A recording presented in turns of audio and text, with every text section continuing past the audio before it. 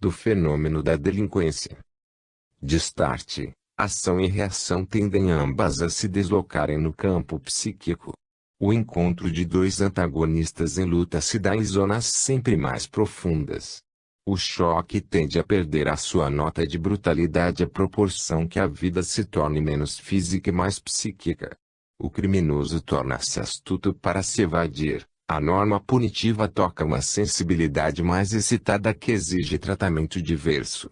Compreende-se, então, a inutilidade das penas cruéis. Aprende-se que a ferocidade dos sistemas punitivos é mais efeito dos tempos do que meio apropriado ou objetivo de suprimir a criminalidade. As formas mais violentas como as torturas, pena de morte, supressões cruéis, caem por terra em desuso ao longo da via do progresso, como folhas mortas, escórias abandonadas ao passado. As normas do direito tornam-se então fatores ativos na construção dos instintos humanos, os quais se adaptam a novos hábitos. E o hábito é transmissão ao subconsciente, reação de automatismo, de novas qualidades da natureza humana. Donde se conclui que a verdadeira e a mais substancial função de um direito penal inteligente é a de educar um homem, função mais importante e elevada do que o mal necessário, que é a legítima defesa da coletividade. Função preventiva e criativa que não é sendo uma fase do mais vasto processo em que se desenvolvem todas as instituições de um povo, a transformação da força e justiça no processo evolutivo da harmonização geral. Trata-se, em resumo, de um sistema de domesticação da fera humana, de um imenso trabalho educativo que se opera por coação pedagógica, inteligentemente aplicada, do pensamento das células sociais mais evoluídas às camadas mais baixas da sociedade. O contraste entre ataque e defesa tende progressivamente a esmorecer e o direito penal encontra nisto a sua mais alta justificação ética. A evolução comum realiza a obra da pacificação e da civilização interna. Somente dentro desse conceito a missão ética e primitiva do direito encontra a sua plena justificação. O jus, do latim jus, juris, ou iuris, que não assume as funções de um ascensor para as mais altas formas de vida individual e coletiva e permanece no campo utilitário, mesmo sendo socialmente útil, não pode chamar-se legítimo diante das leis da vida. A justificação destas nasce das necessidades de evolução.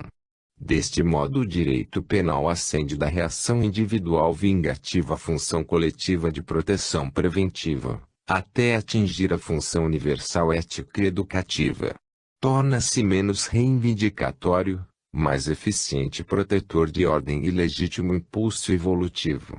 É sempre menos força, arbítrio, violência, mais justiça, ordem, pacificação. Deparam-se-nos a progressiva exaltação do direito penal no campo ético, a posse sempre mais ampla de valores morais e a ascensional harmonização do mundo social. A primitiva justiça, grosseira no seu direito de defesa, evolve para a justiça que permite a justificação do direito de punir.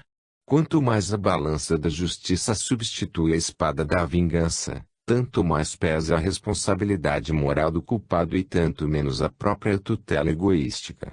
Na sua evolução, o jus de punir penetra mais a substância das motivações e o legislador inclina-se para o culpado em ato de compreensão, a fim de enriquecer a função social da defesa de funções preventivas e educativas, porquanto o dever das dirigentes é o de auxiliar o homem evoluído na sua ascensão. As duas ferocidades, da culpa e da punição, abrandam-se, aproximando-se os extremos e harmonizando-se no seu choque. Antes de invectivar o evoluído devemos ajudá-lo a evolver, antecipando desta maneira a demolição dos focos de infecção, agindo sobre as causas antes de tiranizar sobre os efeitos, prevenindo antes de reprimir. Há no balanço social um tributo anual de condenados, segundo uma lei que as estatísticas exprimem. É preciso compreender esta lei e depois extirpá-la até as raízes. Existem os deserdados cujo crime foi o terem sido marcados, no nascimento, pelas taras hereditárias. Outros são os falidos na luta pela vida, frequentemente com a mesma psicologia e valor moral dos vencedores. A delinquência é um fenômeno de involução. É necessário demolir todos os fatores coadjuvantes dela. A sociedade possui um dever bem mais alto do que o de se defender e de se isolar em segurança, o dever de fazer progredir consigo, de arrastar na sua marcha ascensional as suas células mais jovens e atrasadas. A alma coletiva tem também as suas tarefas e a sua missão. A posição primitiva satisfazia o materialismo de outros tempos, mas não pode jamais contentar e bastar a mais alta civilização do futuro. Sexta parte. Problemas espirituais. Autoobservação da mediunidade. Desenvolvimento espiritual e elevação moral como fatores de uma alta mediunidade. 1933. Sou de parecer que, em certos momentos críticos, o progresso da ciência alcança maturação enfrentando problemas que podem ser facilmente resolvidos pelos métodos experimentais ou pela observação, outros carecendo de diferentes processos para sua solução. Fatos se nos deparam que não se podem explicar quando somente a sua aparência superficial for analisada. Para atingirmos a profundeza das coisas devemos empregar a alma como instrumento de pesquisa, ou melhor, substituirmos o pensamento e a razão pela intuição, como meio analítico. Uma das formas substanciais desse método é caracterizada pela mediunidade. Acredito que a mediunidade é fruto de um desenvolvimento natural, que o cérebro humano alcance na sua evolução. A vida, sem dúvida, atinge paulatinamente formas mais grandiosas, visando cada vez mais a perfeição. O homem do futuro tornar-se-á extremamente sensível e será normalmente um médium com outros e mais apurados sentidos, os quais lhe traçarão nova e poderosa diretriz de pesquisa, com a qual, sozinho, poderá fazer grandiosas descobertas, utilizando-se de uma direta aptidão investigadora do espírito, afastada e independente dos órgãos dos sentidos. As pessoas que alcançaram este alto nível de desenvolvimento, veem, ouvem, sentem, enfim atingem o seu ser interior verdadeiro, o que não é possível aos portadores de sentidos normais. A recepção de altas revelações independe completamente dos sentidos. Alguns acontecimentos dessa espécie foram considerados neurose ou neurastenia e tidos como casos patológicos. Na maioria das vezes, somente se apresentaram como revelações individuais, e definiram a constituição de um novo tipo de ser humano. A mediunidade é, no meu parecer, uma assimilação da verdade bem recebida e altamente desenvolvida por seres psíquicos, dotados de novas características sensitivas. Sou de parecer que isto abrange um desenvolvimento natural e que, com o correr dos tempos, os demais seres lá chegarão porque este fenômeno se realiza de um modo geral. A humanidade deve alcançar a alta maturação transpondo, um por um, os degraus da preparação através das provas, as quais são absolutamente necessárias para tal fim. Concebi esta teoria pelo estudo e pela autoobservação durante um penoso trabalho de mais de 20 anos. Estou, presentemente, com 46 anos.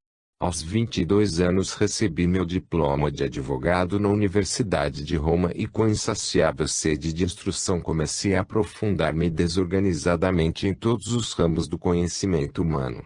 Quando concentrei meus esforços no sentido de produzir uma grande síntese, enfeixamento dos conhecimentos adquiridos, senti que tudo isto nada representava se eu não vivesse numa nova criação que me elevasse à positividade.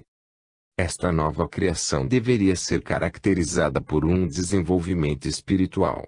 Senti ao mesmo tempo a falta deste novo tipo humano, que já previra, e no qual eu devia me transformar para provar a minha teoria no campo da prática. Observei que este desenvolvimento se realizava em todo lugar, na ciência, na religião, na filosofia, na medicina etc., e que a evolução é a grande lei da vida. Eu havia escrito bastante e queria, Agora, realizar experimentações e provas, para verificar a veracidade da teoria. Observei, então, que a mediunidade se encontra no fim de uma contínua purificação da alma e no desenvolvimento do meu ser intrínseco, como natural e necessário produto desta conduta. Precisei admiti-lo como todo ser humano tem que admitir o seu destino. Neste caminho, transformei-me num homem totalmente novo. O meu procedimento evolutivo era para a ciência um enigma e eu não poderia encontrar nela nenhum auxílio. Infortunadamente, isto representa um dos erros da ciência moderna, porquanto não reconhece a grande significação da moral como fator predominante. Trabalho, agora, numa autopurificação progressiva e faço as experiências geralmente no laboratório das percepções humanas. Os meus instrumentos foram o mal e o bem, a alegria e o sofrimento, e, no decorrer dos acontecimentos do meu destino, que também possui a sua lei, descobri, ao invés de uma lei insignificante, as grandes leis da existência. Comecei a aprofundar-me sempre mais e surpreendi-me ao descortinar esse novo mundo de vida intensa, forte, estranha e de infinitas possibilidades. Para evoluir nesta vida precisei despojar-me das alegrias da minha vida anterior. Ao término desse desenvolvimento autoimposto, descortinei, no Natal de 1931, o primeiro degrau de acesso a um objetivo cujo fim é uma mediunidade experimental maravilhosa. Minha mediunidade é dupla, visual e auditiva. Ouvi uma voz em mim, inicialmente de mensagens natalinas, e, posteriormente, de mensagens de Páscoa, as quais eram elevadas e repletas de bons ensinos e pensamentos. Tentarei a seguir descrever-lhes os meus descobrimentos. Ao contrário daqueles que só gostam de fazer observações superficiais e nos outros, possuo a vantagem da minha própria experiência e da observação interior de mim mesmo.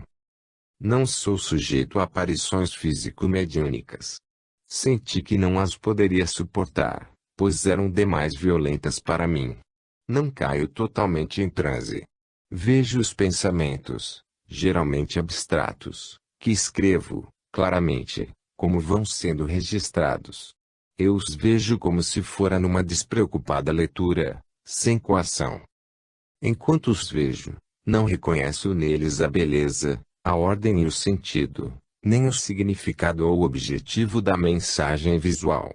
Não me preocupo com isso, todavia, e aguardo desenrolar até o fim. Sou somente um assistente passivo e inconsciente. Logo que volto perfeitamente a mim mesmo, vejo ainda estes pensamentos como se fossem vistos por olhos internos e profundos. No entanto, isto não é algo visual ou propriamente uma visão. É uma voz que eu vejo, é uma imagem que eu posso ouvir. É um sentido do pensamento dentro do meu ser, não são ideias relembradas ou assuntos já discutidos. E isto independe do idioma. Sinto intimamente que isto não é do conhecimento diário da vida. Fico completamente ausente, sem qualquer impressão do ambiente humano em que vivo, podendo, porém, retornar a qualquer momento ao estado anterior. Apesar de estar desacordado, não me acho precisamente inconsciente do mundo externo, o qual distingo, embaçadamente, à distância. Obedeço a uma espécie de comando íntimo que me obriga a escrever, sem nenhum preparo prévio, acompanhando numa espécie de estado febril sem fazer alterações ou interrupções. Quando a comunicação termina, repouso e leio mais tarde aquilo que escrevi. Só então compreendo o inteiro significado da comunicação e acho tudo fácil, agradável, e sem necessidade de correção alguma. Entendo os pensamentos que me são completamente novos e que nunca foram do meu conhecimento. Toda a operação se efetuou por si, sem a minha interferência e sem o meu controle, como se trocasse a minha personalidade. Meus sentidos, ao iniciar o estado mediúnico, ficam como se o centro da sensibilidade se tivesse voltado completamente para esse meio de pesquisa. Esse novo centro situa-se nas profundezas do meu íntimo e os seus sentidos são incomensuravelmente grandes e sinteticamente reunidos. Esta minha personalidade interna é independente do espaço e do tempo. Experimentei perscrutar campos mais longínquos e descortinei os acontecimentos que viriam depois.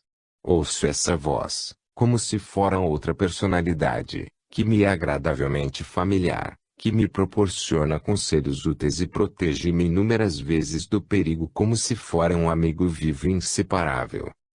Apesar dessa espécie de amizade, concordamos, de vez em quando, em nos separar. Vejo, também, ao meu redor, outros seres que não são notados pelos meus semelhantes. A minha mediunidade cresce continuamente em estreita ligação com os conhecimentos adquiridos e com a moral da minha personalidade. Isto é notável, e a ciência nunca levou em consideração o valor moral como fator decisivo para qualquer revelação espiritual. Esta correlação é de tal forma forte que um lapso moral me traria a perda irremediável da mediunidade. A minha condição de médium é, no meu parecer, o último degrau de um aspirado descobrimento espiritual e moral, porquanto encontrei um entrelaçamento entre esta nova sensibilidade e a prática de uma vida limpa e virtuosa, mostrando-me a exigência absoluta da reciprocidade entre o ser espiritual que fala e o médium que registra as vibrações psíquicas que lhe são enviadas. Quanto mais eticamente alto for o transmitente, tanto mais pura deve ser a vida do médium. As ondas transmitidas devem ser da mesma espécie daquelas ondas recebidas pelo receptador.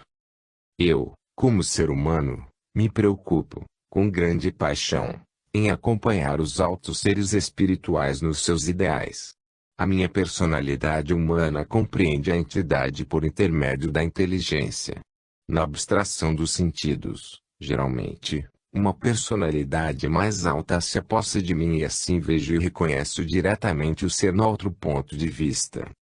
Possuo, na maioria das vezes, dois pensamentos em mim, um inferior, o comum, humano, e, outro, elevado, que transporta para a nova vida de surpreendentes experiências. A alta personalidade vê geralmente o íntimo do ser. As minhas melhores manifestações não foram realizadas nas salas de visitas, onde se reúnem pessoas fúteis para palestrar, mas sim nos hospitais, onde o sofrimento purifica a alma humana e torna capaz de receber o auxílio moral e material da parte dos altos seres espirituais que operam por meu intermédio. Relatarei oportunamente mais fatos referentes à evolução da minha mediunidade, deixando aqui apenas estas ligeiras observações. Consciência e subconsciência. 1930. Em campo algum a desigualdade humana é tão profunda como naquele dos valores espirituais íntimos que distinguem a personalidade. Se olharmos a alma despojada dos ouropés da educação e das convenções sociais, se isolarmos, observando em profundidade, o tipo individual de todos os acessórios que habitualmente o escondem, encontramos homens da mais irredutível disparidade psíquica, ainda que a pátria, as condições e a família sejam as mesmas. Eles vivem sob semelhantes aparências exteriores, sob as mesmas leis sociais, passam pelos mesmos lugares e nas mesmas circunstâncias. Somente ocultam, na profundidade invisível, um modo diverso do ser, de sentir, de reagir, e uma estrutura espiritual diferente, a personalidade. Um eu com suas características turbilhonas sob a máscara igual, niveladora da forma, não da substância. Ao lado de quem vegeta na sua beatitude orgânica, esquivo a qualquer fadiga de conhecimento e a qualquer risco de ação.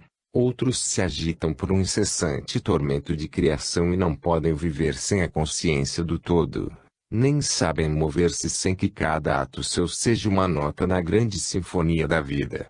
Há os que se saciam de pequenas coisas imediatas, os que tremem sob o peso das concepções poderosas. Aqui um espírito embrionário, quase inconsciente, que não sabe viver senão externamente. Lá uma alma hipertrófica sente o universo se agitar dentro de si e é esmagada num vórtice de sensações. Sob a aparência de igualdade existem distâncias incalculáveis, uma substancial diversidade de vida e de destino, que tornam impossível qualquer nivelamento. Entretanto, o desejo de nivelamento nasce. E nasce num mundo que, por ser uma corrida para a evolução, não admite igualdade. Este desejo não representa senão o esforço dos inferiores para alcançarem, a qualquer custo, os superiores. A teoria da igualdade foi sempre a teoria da equiparação do maior a menor, a teoria do rebaixamento do primeiro a favor do segundo. Foram sempre as classes moralmente menos evoluídas as mais ansiosas pelos nivelamentos sociais, pelo rebaixamento de todos os vértices e pela supressão de todas as distâncias. Se olham com desprezo para o alto, na realidade a maior aspiração é imitar, é fazer-se por elevar-se. A eterna lei do progresso incita o homem com seu impulso irresistível.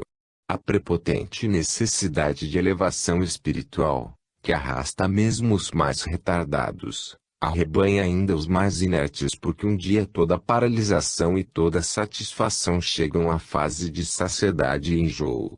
Esta universal aspiração de multiplicar necessidades, de refinar hábitos, de complicar a vida, lutando às vezes mais pelo supérfluo do que pelo necessário, para tudo realizar e experimentar, a que coisa atende senão a conquista de formas de vida mais complexas, nas quais alcança maior desenvolvimento da consciência. Nada parece interessar tanto a vida quanto este processo de crescimento da personalidade. Parece que não se sabe dar outro conteúdo, outro objetivo à existência do que esta expansão do eu que deseja conquistar o universo, esta fadiga de criação, necessidade tormentosa da alma que anseia pelo supranormal. As grandes necessidades da vida humana não são mais, exclusivamente, a conservação e a reprodução, conservação da raça, senão também o aumento da consciência. Quando dizemos consciência, personalidade, alma, espírito, psique, não conhecemos exatamente qual seja a estrutura deste organismo, sem dúvida, qualquer coisa de muito complexa, que não podemos definir a não ser de modo vago e genérico. Há, na personalidade, dois organismos concêntricos, diversamente desenvolvidos e amoldados segundo os vários indivíduos, ou sejam, duas consciências, a consciência e a subconsciência. A primeira exterior, direi quase de superfície, aquela que comumente todos adotam no estado de vigília, na vida cotidiana, nas correlações com o ambiente sobre o qual é plasmada, do qual e para o qual é feita. Nada nos autoriza a tomá-la como unidade de medida das coisas. Muitos fatos nos deixam crer que ela não esgota toda a realidade e que deixa ainda inexplorada uma região ainda mais vasta, uma vez que não possui outros órgãos senão os sentidos. Tudo o que esta consciência abraça, apanha e possui, ela o faz por via sensória. Se é precisa e concreta, é entretanto, limitada. Se é positiva e ativa, projeta-se para o exterior que é seu todo e único campo de ação. É consciência da vida e morre com ela. A subconsciência é outro modo de ser e de sentir, é uma projeção diferente do eu, em direção oposta, para o interior onde se encontra uma realidade muito mais extensa. É como uma vastíssima consciência de sonho, incerta, evanescente, vizinha do mistério.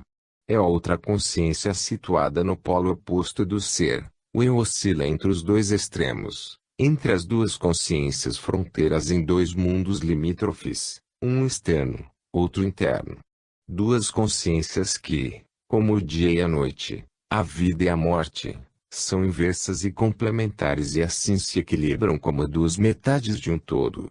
A subconsciência é consciência profunda, um organismo mais íntimo, o ser interior, a verdadeira personalidade, não herdeira, nem filha do ambiente. É o eu com toda a sua capacidade, instintos, aspirações e a trajetória do seu destino, o eu que se oculta nas profundezas do ser, bem pouco visível e que raramente se revela no tipo comum. Ela contém e resume todo o passado vivido, a experiência cotidiana de inumeráveis vidas. Das inúmeras provas experimentadas através do organismo sensório da consciência cerebral, qualquer coisa, como a essência destilada, desceu em profundidade, ao íntimo e se transmitiu por automatismo ao subconsciente sob forma de hábitos, qualidades, atitudes, instintos, ideias inatas.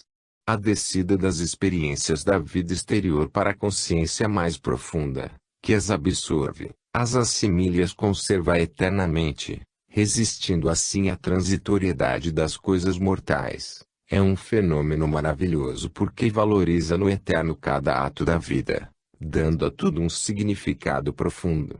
No subconsciente reside o nosso eu verdadeiro e indestrutível, aquilo que de nós não perece com a morte.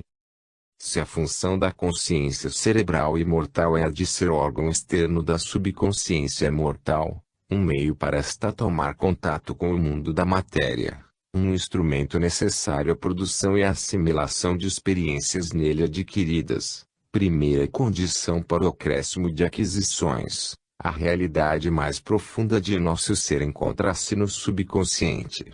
Aquele crescimento que observamos ser uma das grandes necessidades da vida é o enriquecimento do subconsciente.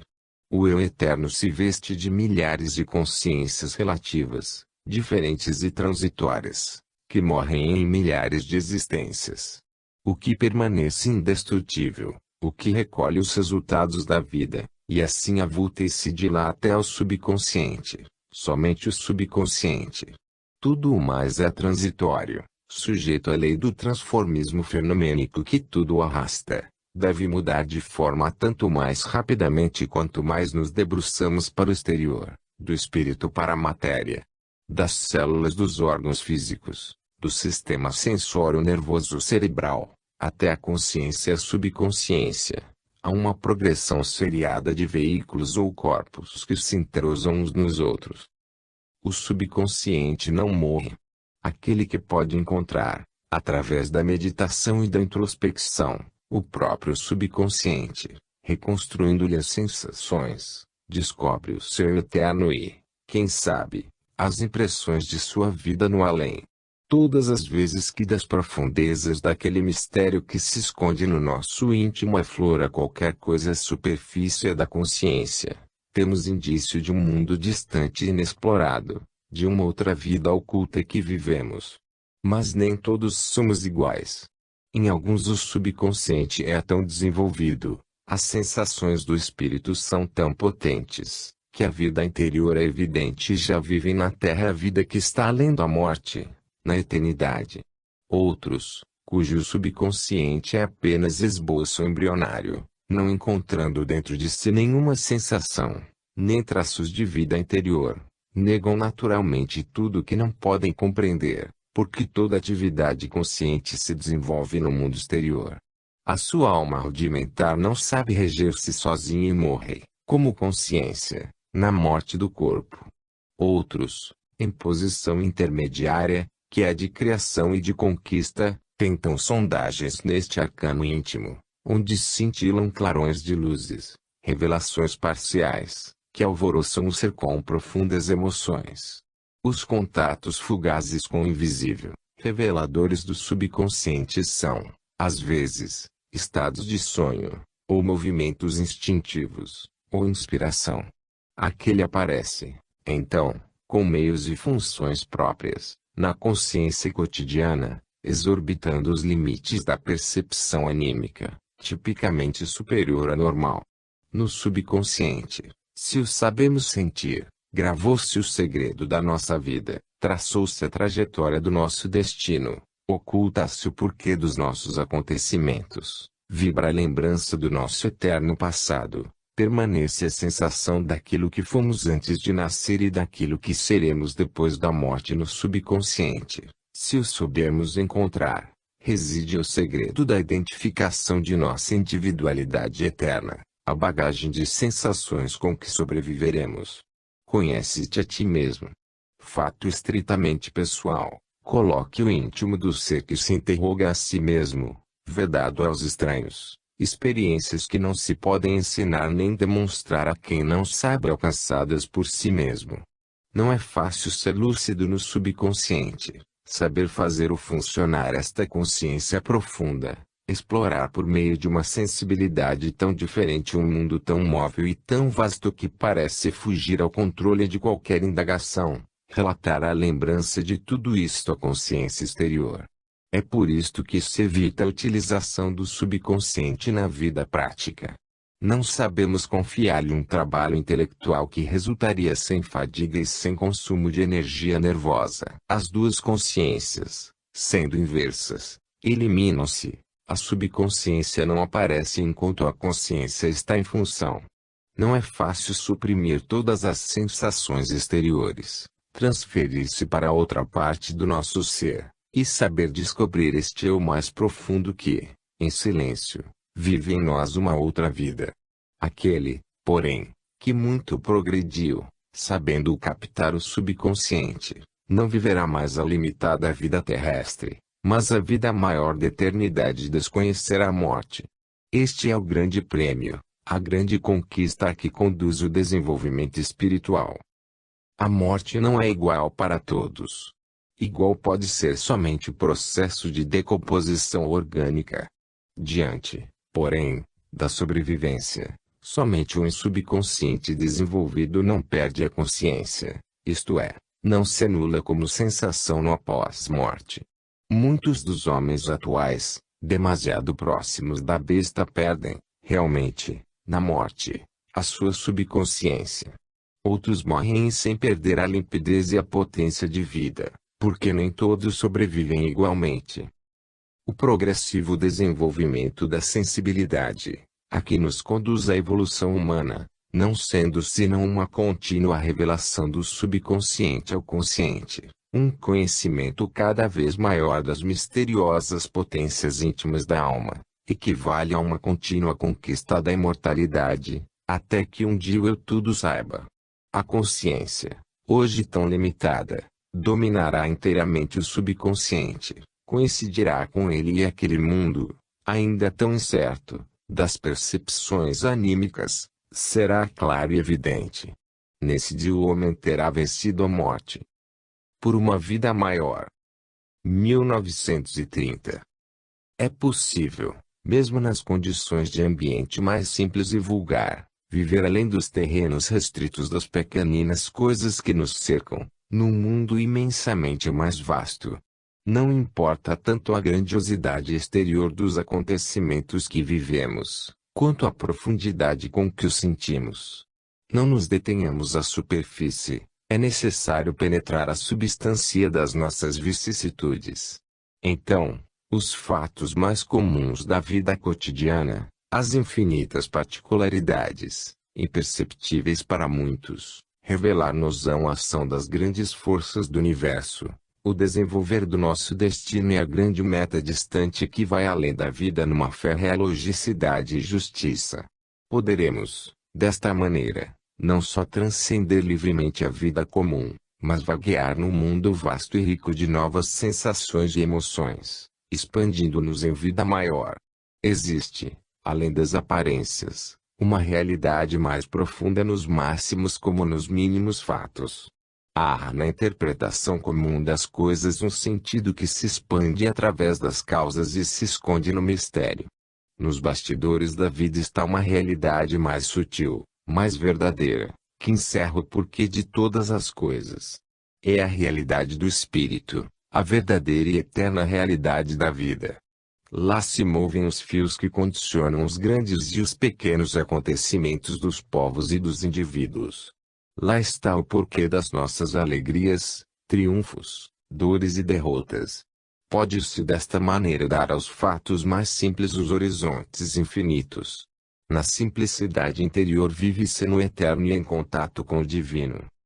Como encontrar esta realidade mais profunda e esta vida maior? Nas regiões do espírito. Ela é um produto espontâneo, oriunda do subconsciente, é o clarão da revelação interior que ilumina tudo de uma luz nova. traduz-se em dulcíssima revelação de paz, em majestosa sensação de infinito, na contemplação de um panorama imenso. Entramos em colóquio com a alma do criado, privilégio dos artistas. Surgem percepções novas de todas as forças infinitas da vida, fortalecendo a alma para a luta, surpreendem-nos confortos e alegrias espontâneas. Os silêncios povoam-se de vozes, as solidões, de movimentos, as dissonâncias se desfazem em harmonias, o sofrimento, em alegria. Então, as portas do mistério se abrem. A nossa pequena vida se dilata na vida maior e olhamos o seu interior estupefatos e inebriados. Vejamos agora até onde iremos, a última etapa da nossa meta. A alma responde-nos e adverte-nos com aquela sua voz de segurança que jamais mente. Esta voz possui um timbre todo particular que a identifica. Então o espírito articula uma prece na qual não se invoca um Deus externo, para acudir a um interesse próprio e mais ou menos imediato. Sente um Deus interior, que se ama sem reservas e se compreende, numa fusão completa. Eis alguns aspectos individuais da vida maior. O fator psíquico e espiritual é conduzido aos primeiros planos para que se nos proporcione a entonação de toda a existência. Quantos caminhos, porém, para alcançar a compreensão destes estados de ânimo! Que profunda educação psicológica, moral e artística é necessária. Posições inadmissíveis para muitos. Entretanto, o futuro da vida é este. Estas são as formas buscadas pelo progresso coletivo e pela evolução individual. O progresso do mundo não é somente mecânico, nem colima somente a perfeição mecânica. Atrás deste se encontra um progresso muito mais substancial, que é o progresso espiritual e moral.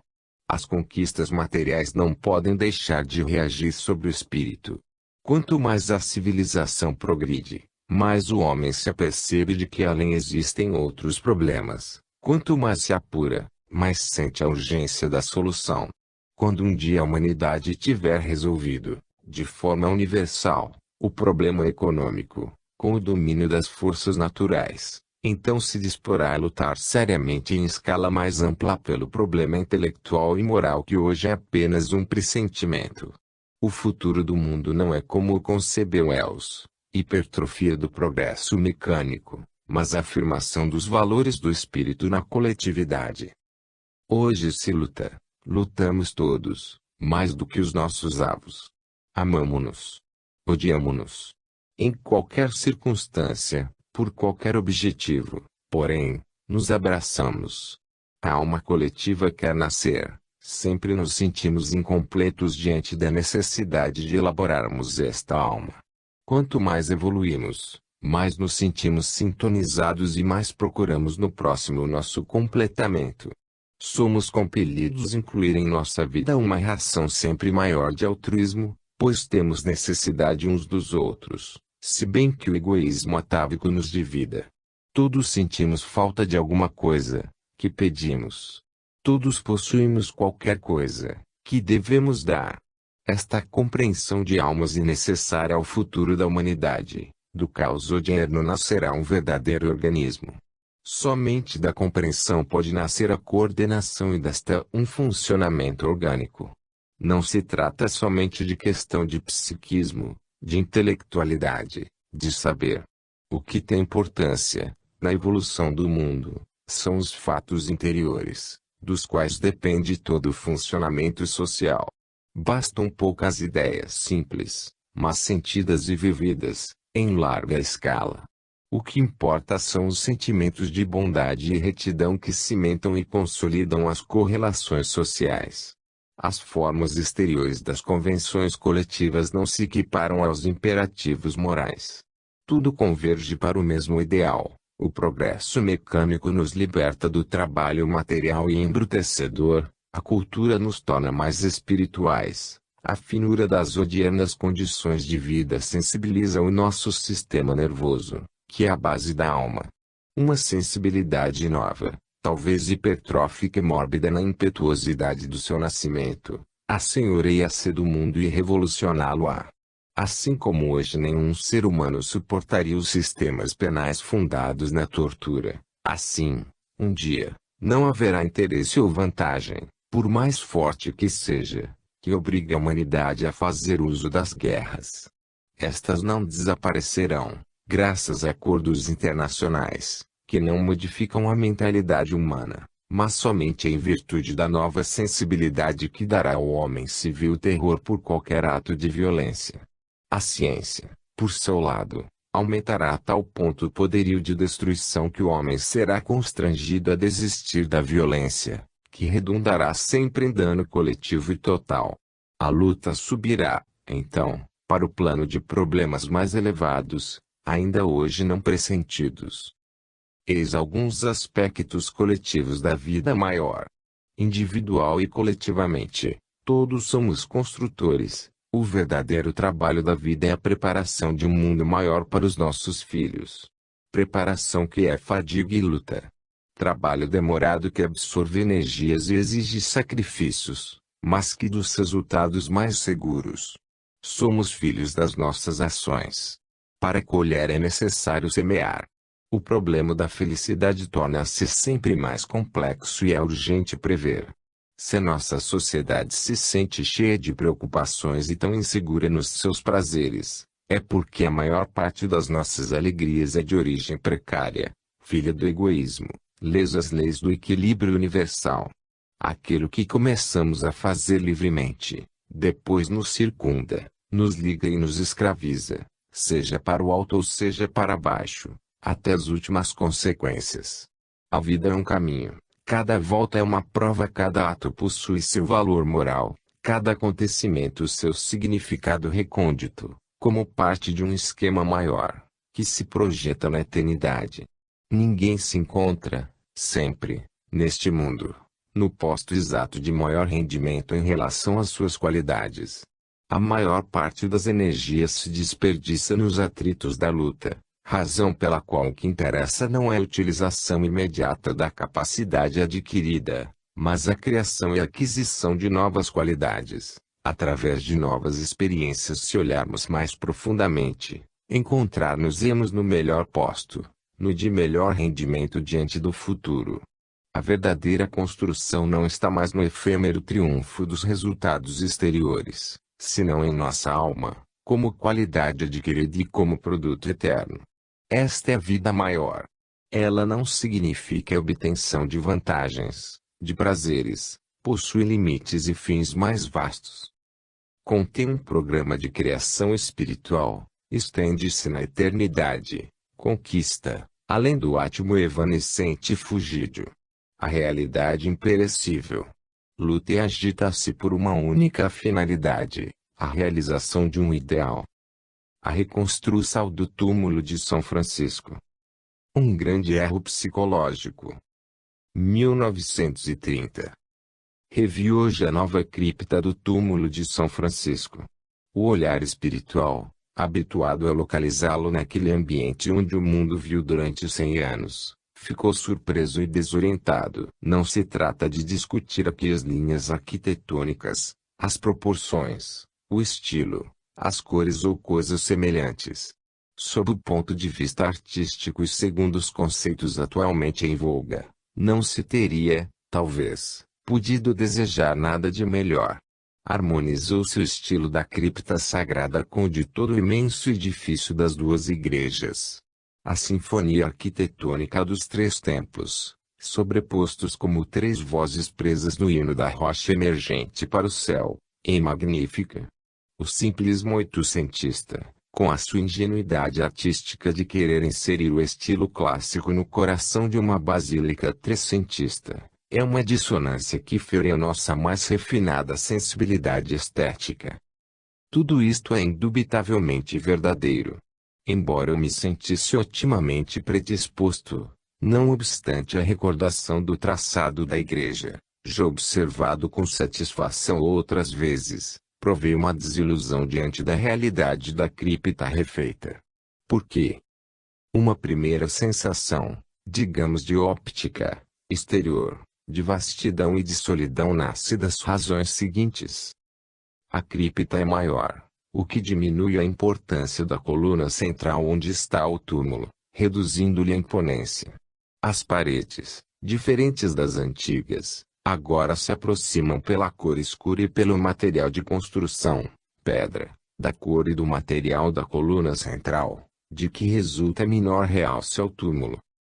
Mas estas impressões de óptica podem ser colocadas em segundo plano diante da sensação principal, a mais forte, de caráter espiritual, a sensação de frio, de vazio, de desolação. Uma riqueza preciosa demolimos e perdemos irremediavelmente com a interposição desse estilo anacrônico, a aura psíquica do santuário. Lá onde o espírito sentia calor, agora sente frio. Lá onde havia enchente de sensações, agora é vazante. Tanto mais sensível quanto o espaço material é atualmente maior. Lá onde nos sentíamos irresistivelmente arrebatados por um ímpeto de fé, agora é palidez e desolação. Eu sei que tudo isto é sutil, evanescente, impalpável para alguns, e que deveria parecer desprezível em nossos tempos práticos e concretos. Disto não cuidam comissões de arte ou de arquitetos, naturalmente porque assim pensa o nosso século. A culpa, portanto, não é de ninguém em particular. Mas não justifica o maior erro psicológico na reconstrução do túmulo de São Francisco. A fé é fenômeno psicológico. É necessário tomar em consideração, sapientemente, as leis complexas e delicadas deste fenômeno, todas as vezes que desejamos retocar um lugar desta natureza, para evitar danos irreparáveis, tal como se alterasse, sem atenção para as finíssimas delicadezas acústicas, a forma do Scala de Milão ou o feitio de um precioso Stradivário. A fé, como todos os fenômenos, possui as suas leis e estas devem ser respeitadas. Tirou-se ao túmulo de São Francisco a sua característica mais preciosa e mais bela, ou seja, a alma do lugar, aquele imponderável e invisível que atrai o mundo. O ruído de demolição e reconstrução em torno do túmulo do santo já foi uma profanação. Dois preliminares importantíssimos foram menosprezados. Um lugar sagrado é mais do que um recinto de arte. Qualquer dissonância artística pode ser largamente compensada por uma harmonia de fé. 2. A grandeza de um recinto de fé é absolutamente independente da arquitetura ou da suntuosidade e muitas vezes está na razão inversa destas. Frequentemente, alcançamos efeitos indesejáveis com muitas reconstruções, ampliações e embelezamentos de recintos sagrados. Conforme demonstrou Cristo, e depois São Francisco, a fé reside na intimidade do templo do coração e das obras. Somente, por último, nos majestosos edifícios. Na reconstrução do túmulo de São Francisco, tudo foi sabiamente executado no que se refere à arte, ao trabalho, enfim, ao que o dinheiro pode realizar, tendo sido, porém, destruído aquilo que era o sentimento do santuário, o que nos convida a orar e abrir a alma a Deus. É certo que modificar alguns lugares santos, onde a alma humana se refugia para se encontrar a si mesma, e, no milagre da fé, penetrar o mistério, com o tato do artista ou do gênio é assunto para arrepiar os cabelos de qualquer homem consciencioso, pois se trata de um problema que sobreexcede em importância qualquer questão de arte. Num santuário há algo mais do que as linhas arquitetônicas, os preciosos afrescos ou quaisquer tesouros de ouro e gemas. Alguma coisa o torna diferente de um recinto de arte, muito maior do que possamos encontrar alhures, valendo mais do que tudo e bastando por si só para fazer dele o lugar para onde convergem as gerações. Este que de imponderável forma-se lentamente com os séculos e é mais complexo do que a chamada pátina do tempo. Esta se deposita igualmente sobre os edifícios profanos. Para formá-lo é necessária a visitação das multidões genuflexas transmitindo e acumulando numa dada ordem as vibrações, as quais se manifestam na ação sugestiva do lugar. Ao transpor a nova cripta, Senti que todo aquele perfume espiritual se desvanecera. A bela pedra esquadrejada e sabiamente disposta podemos colocá-la em qualquer subterrâneo. É uma pedra ainda muda e assim permanecerá até que gerações e gerações a consagrem, dando-lhe uma voz que por enquanto lhe falta. Perguntei a mim mesmo se os afrescos poderiam modificar a impressão. Imitar ricamente vale tanto quanto imitar pobremente. No odierno retorno ao estilo trecentista predominam as imitações, as quais, quando exageradas, fazem o olhar do observador desejar outros estilos. O estilo trecentista é lindo, mas no seu século. Agora, é um anacronismo. Construções feitas em estilo trecentista, quando os materiais e as necessidades eram tão diferentes, executadas em pleno século XX. Não sei o que dirão os pósteros desta imitação, que demonstra a incapacidade de criar um estilo próprio, como todos os séculos o possuíram. Respeitemos, veneremos o estilo antigo, restaurando, retocando e, sobretudo, conservando. Abandonemos a ideia de poder fabricá-lo hoje como qualquer produto industrial.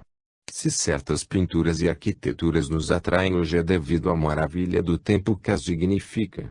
É que neste período histórico denso de paixões andamos à procura de uma fé perdida.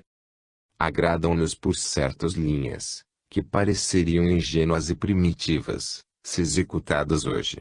Se isto, no geral, é verdade, de capital importância será para os lugares sagrados, onde a exigência artística é subordinada ao fator muito mais importante, ao fator psicológico. Repito, o que torna grande os santuários não é tanto o vulto, a beleza das construções, a perfeição da arte, quanto a presença deste imponderável acumulado, alimentado pela crença dos povos, reservatório de onde lhes emana a fé.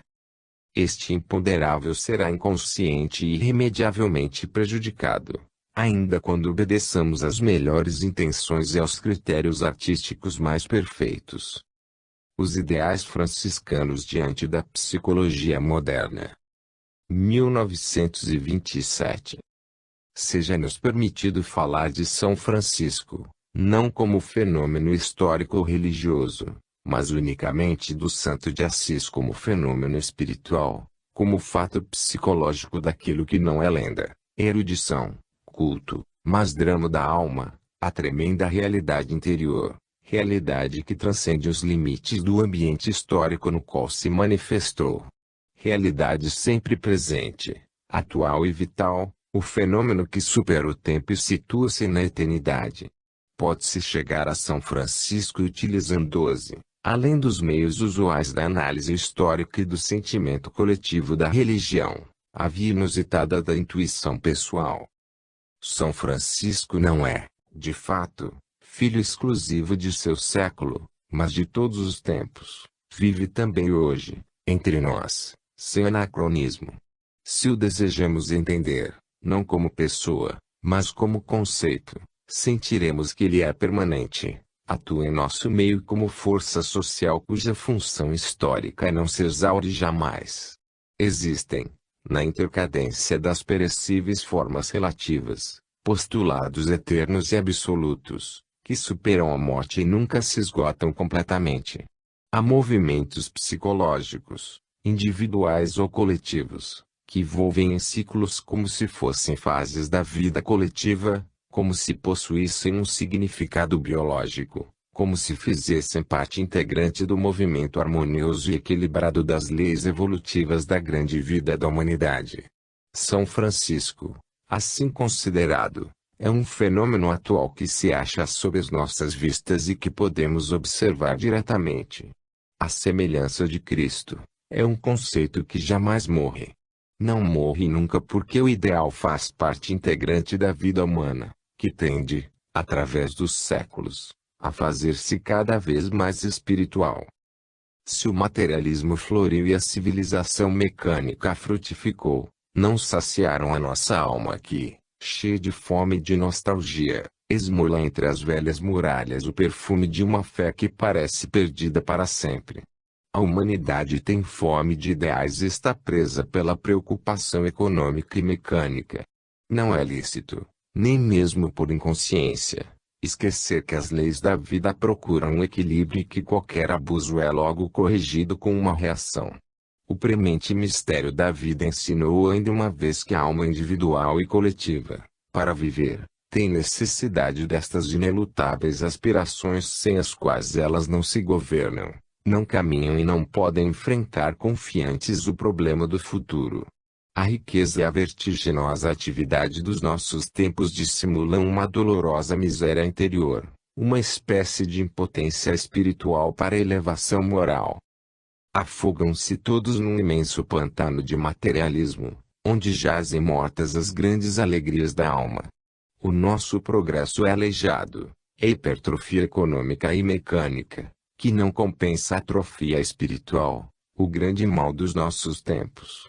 Diante desse mal agudo, voltamos as nossas vistas para a fé dos tempos distantes e tenebrosos da Idade Média, para as austeras e antigas catedrais que parecem, somente elas, depositárias de algum segredo. Triste e bela humilde e nostálgica procura da fé nos séculos mais bárbaros do que o nosso. Tornamos exumar avidamente, para interrogá-las, as desajeitadas figuras trecentescas, formas toscas, filhas de uma técnica primitiva, de cujo estilo talvez nos rissemos, se não houvesse tanta fome de fé. Interrogamos a história e os documentos para reconstruir e reviver aquilo que perdemos. A misteriosa alma distante do Santo de Assis pedimos, sobretudo, o segredo da sua paz que há muito não possuímos. A figura de São Francisco, assim concebida, não no limitado fundo histórico do seu século, mas no fundo apocalíptico da história da humanidade, é de uma grandiosidade imponente. Na intimidade desse fenômeno psicológico sente-se o drama do espírito, individualmente vivido, antes de tudo, pelo Santo de Assis que, num paroxismo de paixão, sozinho, elevou a onipotência à alma humana, fortaleceu a mente e o coração. Seja-nos permitido observá-lo, como fato individual, no seu primeiro e excelso representante, assim como nas tentativas e reproduções individuais dos sectários e imitadores. Permita-se nos perguntar, com aquela franqueza que os nossos tempos exigem, sem os ornamentos da retórica e o peso da erudição, que significado teria, na alma do santo, a sua psicologia de seção, e como entenderá aquele que intente imitá-lo. A figura de São Francisco representa, por outro lado, um fenômeno psicológico coletivo, transforma assim conceito que supera o tempo e é sempre atual, torna-se símbolo de ideias e tendências da sociedade humana, fazendo parte das leis do progresso.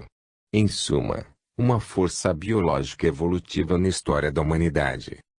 Este exame será conduzido por Ministério de Conceitos absolutamente modernos e científicos, como se tratasse de fenômeno eterno e permanentemente verdadeiro, embora traduzido na linguagem diferente da psicologia moderna. Somente assim poderemos atingir o alvo que colimamos, reviver na atualidade a palpitação de um fato distante, misturando o fenômeno psicológico da vida interior de um santo com a nossa vida interior, individual e coletiva. Para isto é necessário um trabalho de apuração. É preciso abolir, por um momento, os 7 séculos que nos distanciam do drama real, os séculos que observaram, interpretaram e sentiram, diversamente. A nossa interpretação será mais rude, mais franca, sem dúvida, mais profunda. O clarão rápido do gênio foi assimilado durante longos séculos pela alma coletiva. A tradição, a literatura, a religião partindo de pontos de vista diferentes, construíram um edifício cujo peso a força de um só homem não pode suportar jamais. Façamos abstração, por um momento, de tudo isto, porque o monumento grandioso e de imenso valor, nos impede de ver a nudez do conceito originário, impede-nos de ver com os nossos olhos, de sentir com a nossa alma, de julgar com a nossa mente, por inadaptação às necessidades dos nossos tempos. Examinemos a psicologia do Santo de Assis com um olhar mais penetrante do que o dos séculos passados, e talvez sintamos em nossa própria alma o arrepio de um drama que, posto a nu, será 1000 vezes mais verdadeiro e maior. São Francisco não será o fenômeno histórico ultrapassado, mas um ser que vive conosco, que palpita com os tormentosos problemas da nossa alma e os resolve. Observemos a paradoxal negação dos instintos humanos, o radical